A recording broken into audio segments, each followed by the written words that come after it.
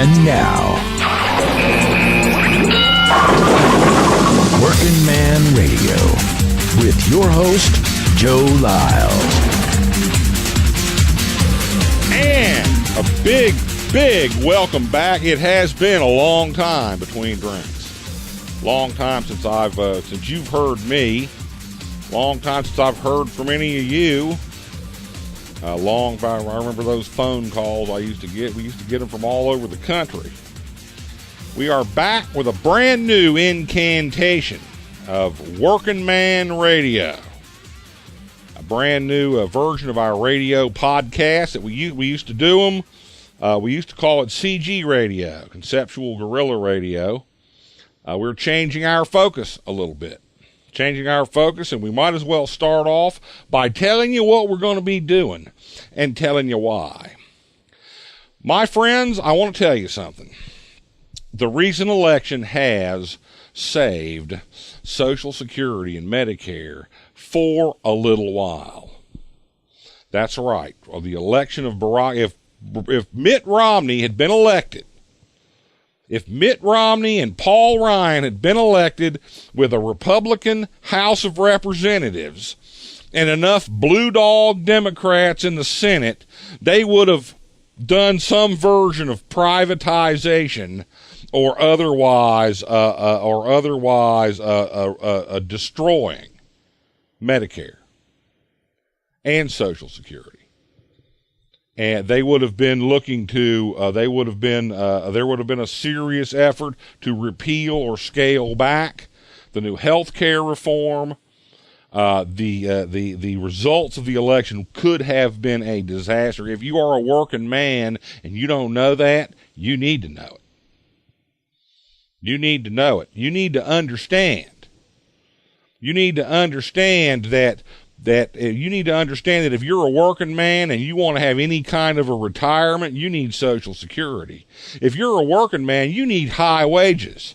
You need good wages, and Mitt Romney was going to be no friend to good wages for the working man. He was going to be no friend of more jobs. He was going to be no friend of keeping manufacturing in the United States.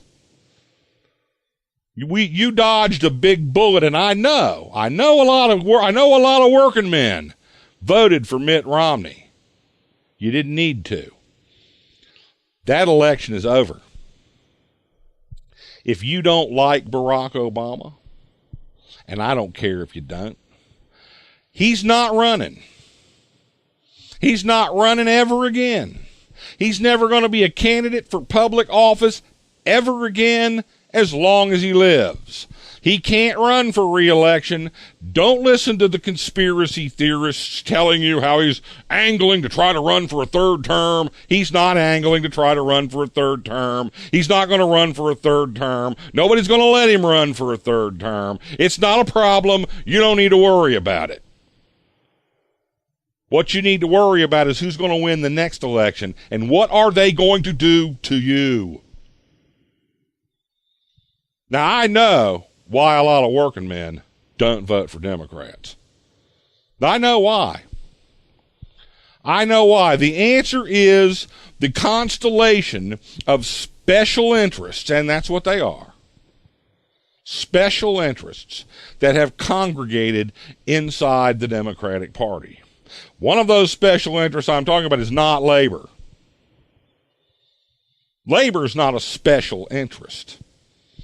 The vast majority of Americans work. Most Americans, almost all Americans, are working people. You're either getting up every day and going to work.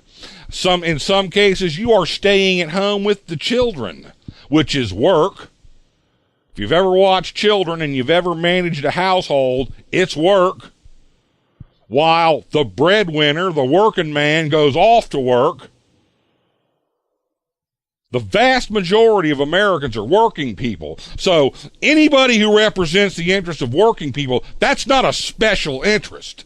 That is the interest of the vast majority.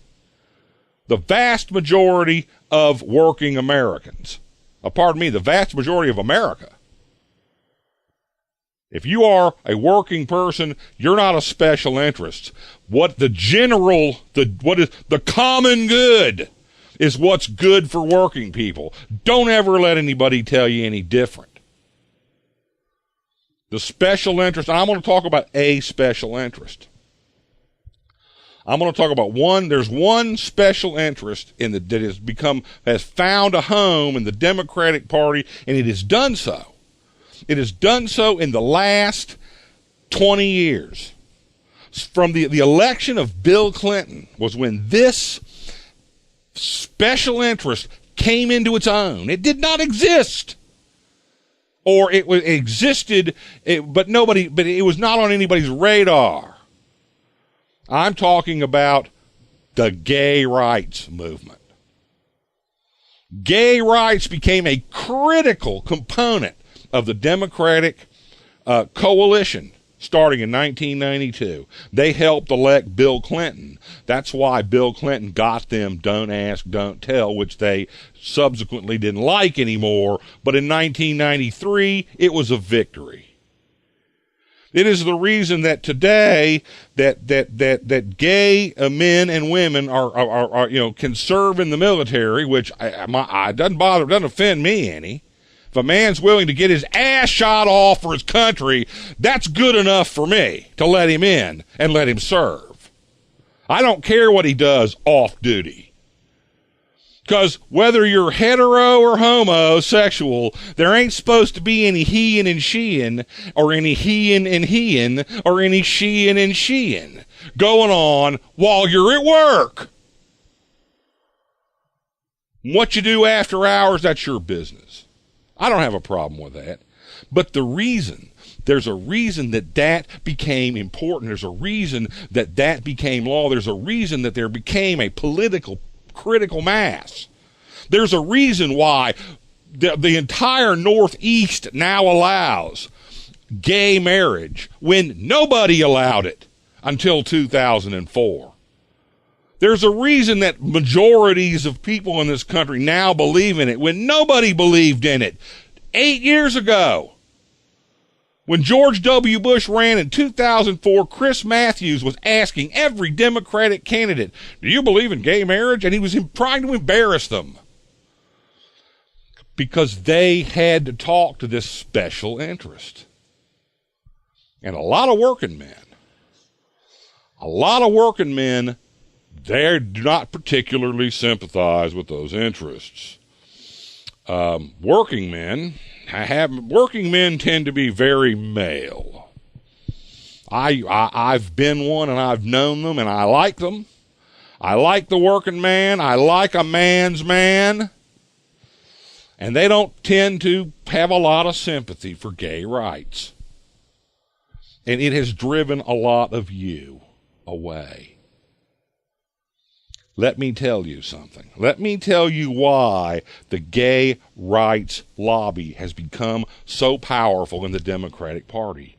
It has become so powerful in the Democratic Party because you left. It's your fault. You left and you started voting for people who do not look after your interests. George W. Bush did not do anything for the working man. He did nothing for the working man. George H.W. Bush did nothing for the working man. Ronald Reagan did nothing for the working man.